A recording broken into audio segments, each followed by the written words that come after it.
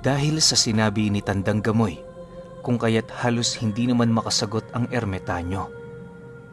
Sa estado ng titig nito, ramdam na ramdam nila ang animoy kaluluwa nitong unti-unting lumalaya. Matapos niyang mapatunayan ang kanyang kakayahan sa harapan nito, wala na ngang nagawa ang matanda kundi ituro sa kanila ang daan patungo sa pugad ng mga sarim.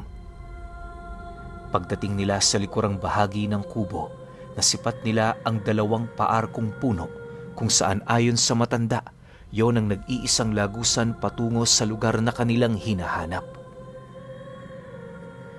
Hindi basta-bastang makikita ang pugad ng mga ito sa lugar na yon. Gawa ng tanging ang ermitanyo lamang ang hinahayaang magkaroon ng susi papasok dito. Sa estado kasi ng pugad ng mga sarim, nababalot yon ng isang harang na animoy nagkukubli dito sa literal na mundo. Kumbaga, kapag hindi ka dumaan sa lugar na yon, kahit abutin ka pa ng ilang daang taon, hindi mo yon mahahanap. Magpapaikot-ikot ka lang sa kagubatan hanggang sa manawa ka. Matapos itong mailahad sa kanila ng ermitanyo, muli naman sila nitong tinanong kung nakahanda na ba sila sa mga mangyayari. Ayon dito, sa puntong hindi sila makalabas sa lagusang yon, walang magbabago sa pagiging bantay nito. Mananatili yun doon para balaan ang mga taong magtatangkang pumasok sa pugad ng mga nilalang. Dagdag pa nito na kapag nakapasok na sila sa lagusan, panibagong paglalakbay na naman ang kanilang kahaharapin. Mula roon, milya-milya pa ang layo ng pugad ng mga sarim, subalit wala silang dapat ipag-alala, lalo pat napakabagal ng takbo ng oras sa loob nito. Isang araw doon, 2 araw na sa mundo ng mga tao. Sana ikaw na ang magpalaya sa paghihirap kong ito, kapatid na Gamoy. Inaasahan ko ang inyong matagumpay na pagbabalik. Humayo kayo, dalhin nyo ang bawat pag-asa ng taong naniniwala sa inyo. Wika ng ermitanyo matapos nitong mailahad sa kanila ang mga bagay-bagay. Kasabay ng pagwika nito ay ang mabilis na naman itong pagbukas ng lagusan. Sa ilang beses lamang nitong pagkumpas ng mga kamay niya sa ere, bumungad sa kanila ang isang malasalaming tubig na bigla na lamang lumitaw sa pinakagitnang bahagi ng arko. Habang pinagmamasdan nila ito, nasipat nila ang kanilang mga sarili sa loob nito. Ayon sa ermitanyo, yon ang mga katawan na kanilang gagamitin sa oras na makapasok na sila sa lugar na yon. Dahil sa kakaibang kapaligiran sa loob ng lagusan, kinakailangan nilang gumamit ng ibang katawan. Mariinding inilahad sa kanila ng ermitanyo, wala silang dapat ipag-alala sa kadahilan ng anumanang karga na tinatangan nila noon, maililipat sa mga katawang yon. Hindi rin mapapakialaman ng kahit na sino ang mga totoo nilang katawan sa kadahilan ng oras na pumasok sila sa arko, lalamunin ito ng lupa para itago. Kapag matagumpay nilang naisagawa ang plano, iluluwal ng lupa ang kanilang mga katawan, subalit kapag nabigo sila, kailan may hindi na ito makikita pa. Dahil sa mga babalang yon ng ermitanyo, wala namang nagawa sila Tandang Gamoy kundi ang magtiwala. Bago sila pumasok ng lagusan, binigyan niya yon ng karapatan sa lahat ng gamit na dinadala ng kanilang kalabaw. Inabutan niya rin yon ng 2 libreta nang sa gayoy habang naghihintay ito, meron yung pinag-aaralan. Matapos namang makuha ng matanda ang iniabot na libreta ng kanyang maestro, ngumiti lang naman ito habang nagpapasalamat. Makalipas pa ang ilang minutong pag-uusap, doon na sila nagpasyang pumasok nang sa gayoy maumpisahan na nila ang kanilang paglalakbay. Mauna na kami, kapatid. Mag-iingat ka rito.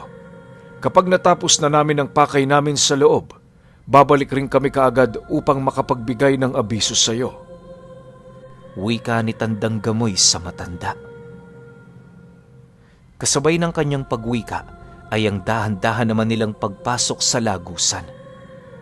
Paglapat ng kanilang kamay sa tubig na yon, ramdam naman nila ang animoy paghugot ng kanilang mga kaluluwa mula sa mga katawan nila. Dala ng kuryosidad noon ni Toto, nagawa niyang mabaling sa kanyang likod ang kanyang paningin kung saan doon niya nasilayan ang kanilang mga orihinal na katawan na dahan-dahang niyayakap ng mga patay na dahon.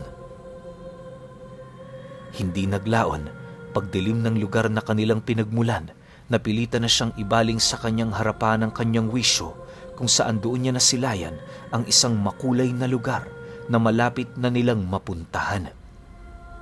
Sa isang iglap, naramdaman niya ang pagdilim ng kanyang paningin at kasabay nito ang pagkawala ng kanyang ulirat. Pagmulat ng kanyang mga mata, nadatnan niya si Tandang Gamoy na nakapatira pa sa harapan niya, taimtim na nananalangin. Habang pinakikiramdaman niya ang kanyang sariling katawan, hindi naman niya maiwasang makaramdam ng kakaiba. Pagsilay niya sa kanyang kamay, laking gulat na lamang niya nang mapansin niya ang malakahoy niyang balat. Dala ng kuryosidad, dahan-dahan naman niyang hinubad ang kanyang damit kung saan doon niya nakita ang kaliskis ng bakunawa. Matapos mapagtanto ni Toto na wala namang nagbago sa katawan niya, minabuti niyang tumayo para hintayin ang kanyang maestro. Sa pag-ikot ng kanyang paningin sa lugar, hindi naman niya mapigilan ang kanyang sarili na makaramdam ng labis na kaligayahan buhat sa mga bagay na kanyang nasisilayan. Ayon sa kanya, na sa lugar na yon, animoy maihahalin tulad mo ito sa isang paraiso. May preskong hangin, malawak na dawagan, napakagandang patag na lugar, at napakaraming bundok na merong iba't ibang hugis at kulay. Ang mas ikinatuwa pa roon ni Toto ay ang mga nilalang na umaaligid sa kanila na hindi pangkaraniwan ang mga itsura. Makalipas pa ang ilang minutong paghihintay, natapos na nga ang pananalangin ni Tandang Gamoy. Pagtayo nito mula sa pagkakatira pa, agad naman siya nitong inabisuhan na mag-uumpisa na ang kanilang paglalakbay. Habang binabagtas nila ang daan, hindi naman niya maiwasang mapansin ang kanyang maestro ukol sa nagiging aksyon nito. Bukod kasi sa hindi man lang yon namamangha sa mga nilalang na kanilang nakikita, parang ordinaryo na dito ang mga bagay na yon na para bang matagal niya na itong naranasan. Dahil sa mga katanungang hindi masagutan ng isipan ni Toto, naglakas loob na siyang magtanong sa kanyang maestro. Pagkarinig naman ito ng kanyang sinabi, agad naman yung napasipat sa kanya habang kalmadong sumasagot ng, Ay, pagpasensyahan mo na ako, iho. Sa tanda kong ito, parang hindi na ako nakakaramdam ng pananabik sa mga bagay na aking nakikita. Alam mo, hindi ko na mabilang kung ilang beses na akong nakapasok sa ganitong klase ng lugar. May mas matindi pa nga rito. Yun yung panahong kasama ko si Amang sa ipinangakong paraiso. Kung makakapunta ka roon, masasabi mong walang-wala ang lugar na ito. Dahil sa sinabi ng kanyang maestro, doon niya mismo nakumpirma na totoo nga ang kanyang hinala. Sa pagpapatuloy ng kanilang paglalakad, nakarating sila sa isang sapa kung saan pinalilibutan yon ng mga patay na punong may kulay puting katawan. Sa estado ng lugar na yon, mararamdaman mo kaagad ang masamang enerhiyang pumapalibot dito. Maya-maya pa, bigla naman siyang inabisuhan ng maestro niya na tumigil sa paglalakad sa kadahilan ng meron itong nararamdamang kakaiba. Pag-ikot ng kanilang paningin sa paligid, doon nila nasilayan ang mahahabang galamay ng pugita na merong mapuputlang mga balat. Unti-unti yung lumalapit sa kanila na siya namang hinayaan lang ni Tandang Gamoy.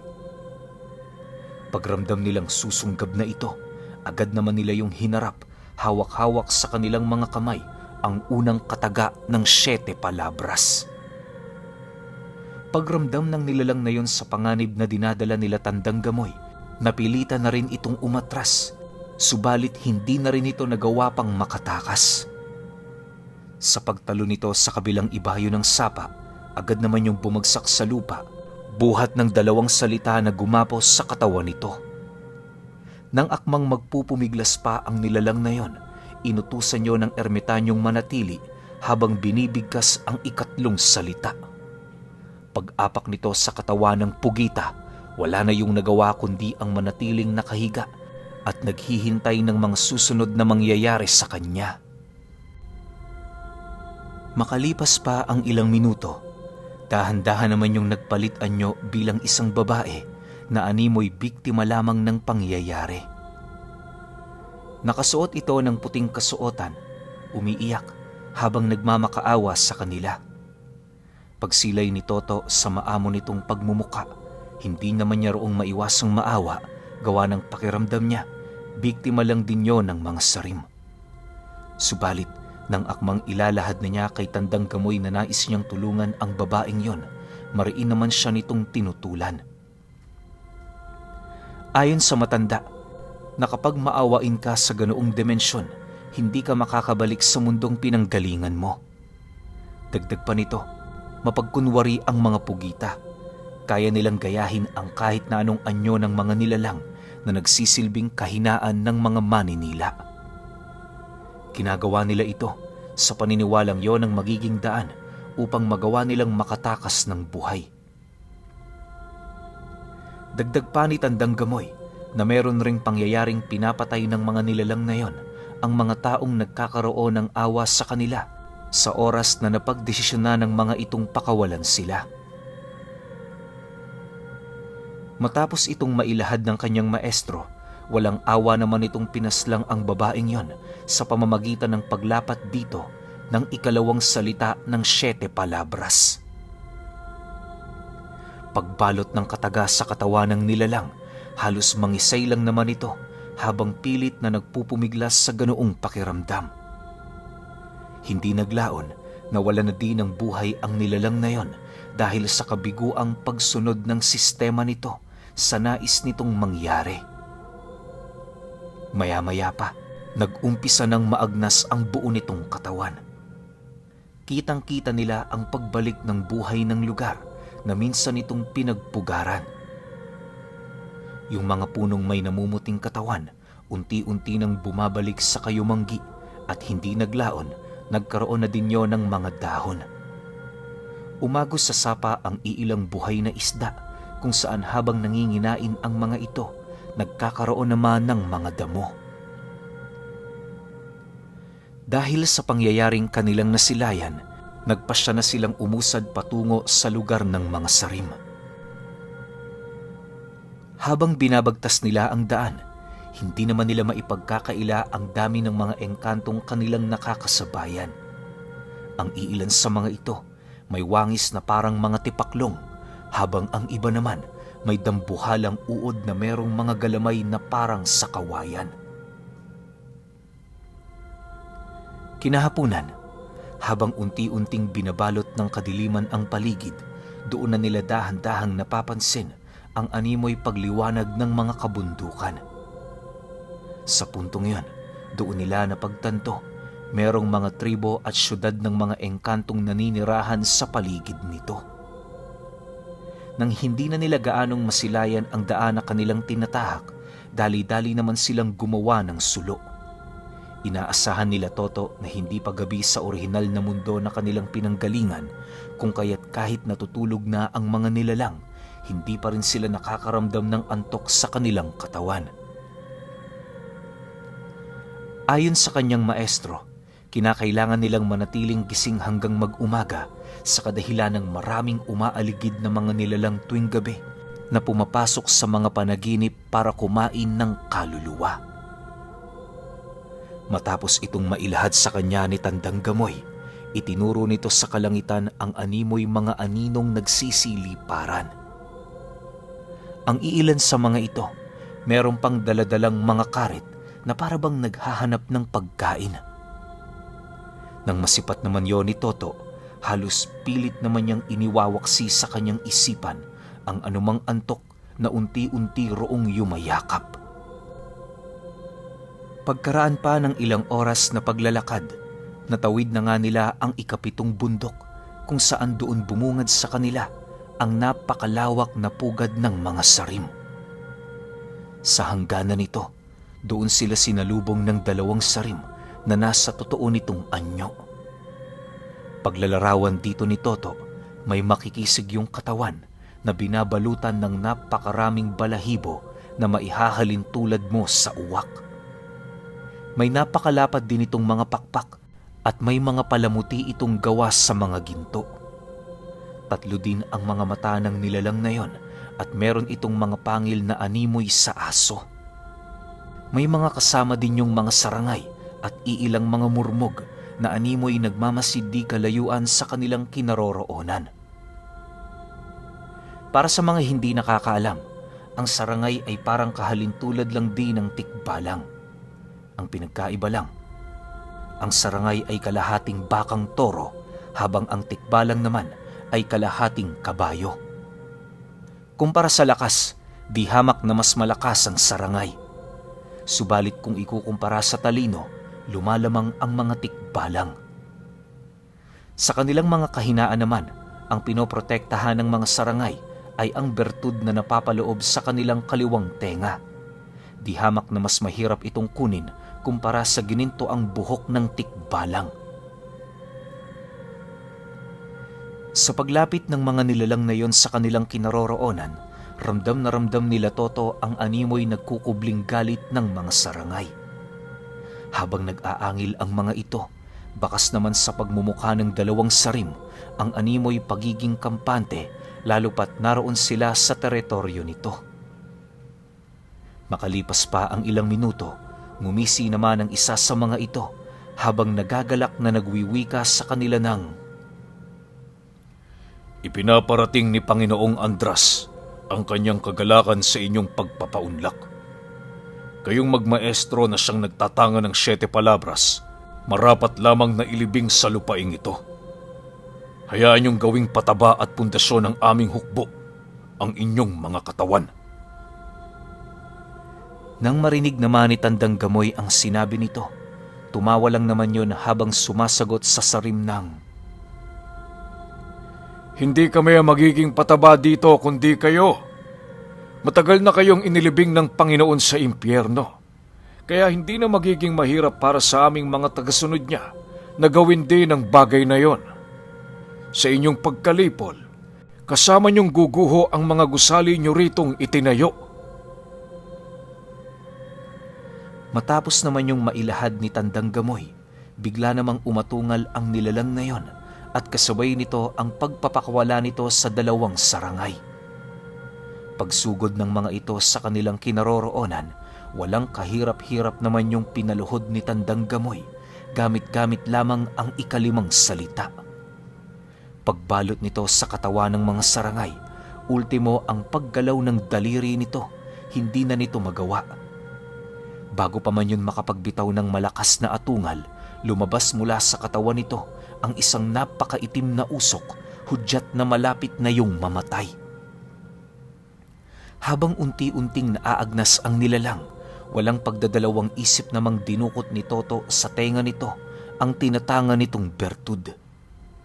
Dahil sa kanyang ginawa, kung kaya't mas lalo lamang napabilis ang pagpanaw nito. Matapos ang pangyayaring yon, bakas sa pagmumuka ng dalawang sarim ang hindi maipaliwanag na galit. Upang maipaghigante ang kanilang alaga, inutusan nila ang mga murmog na nagkukubli sa mataas na damo na sumugod.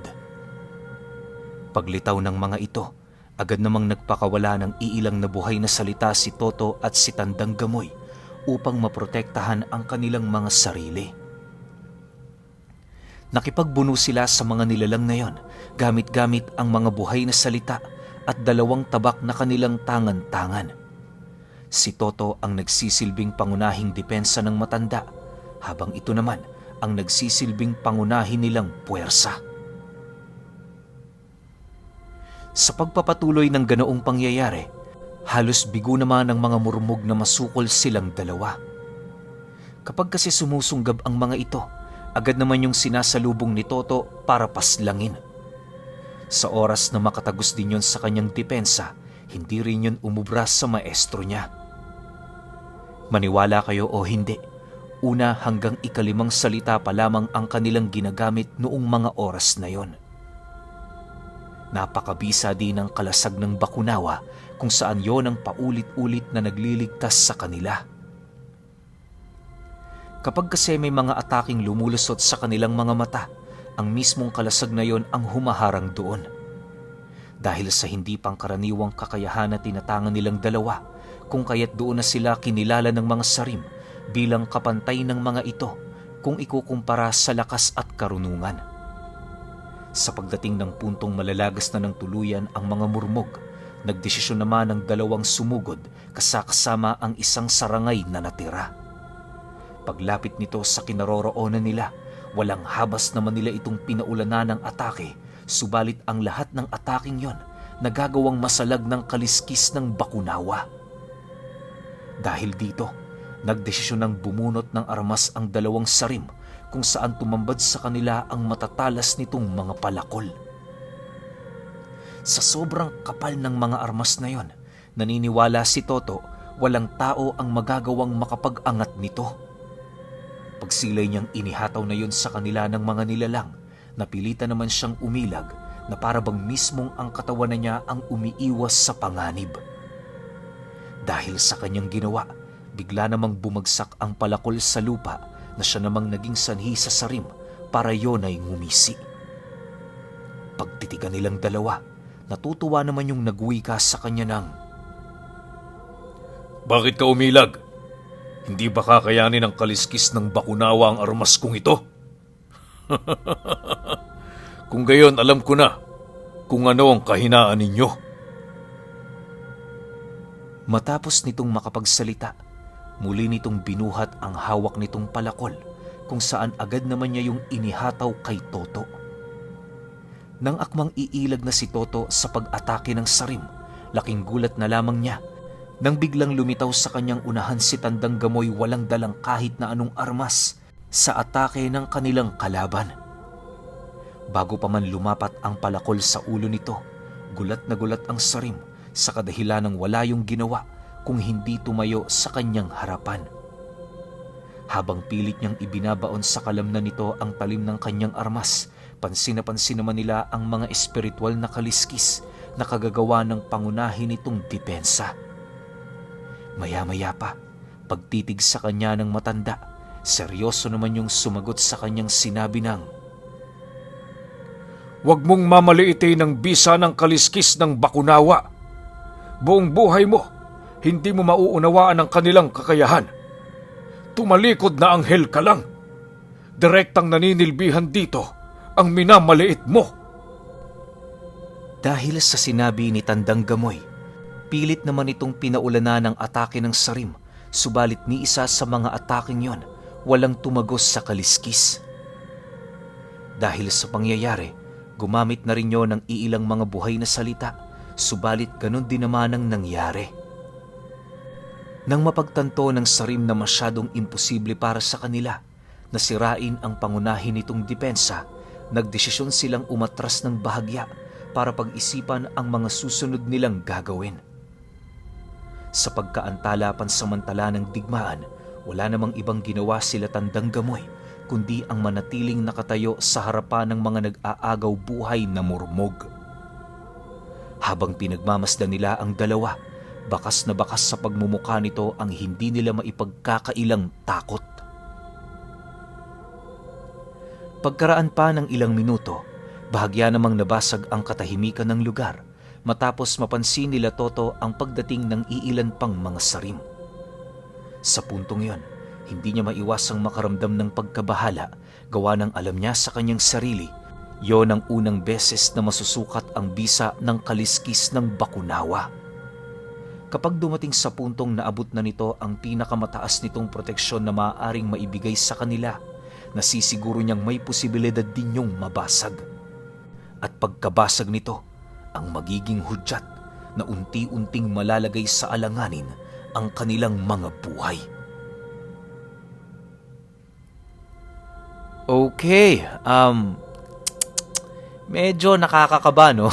Paano nga kaya kung sakaling mabasag yung kaliskis ng Bakunawa? Ano kaya magiging depensa nito nila Tandang Gamoy at saka ni Toto? Pero hindi. Kasi hindi pa naman nababanggit yung ika-6 tsaka ika-7 salita eh. Alam ko napakatindi nun. Tsaka maririnig lang natin yun, malamang sa finale. Kaya wag na natin patagalin. Sunod kagad natin yung finale. Yun lang. Salamat.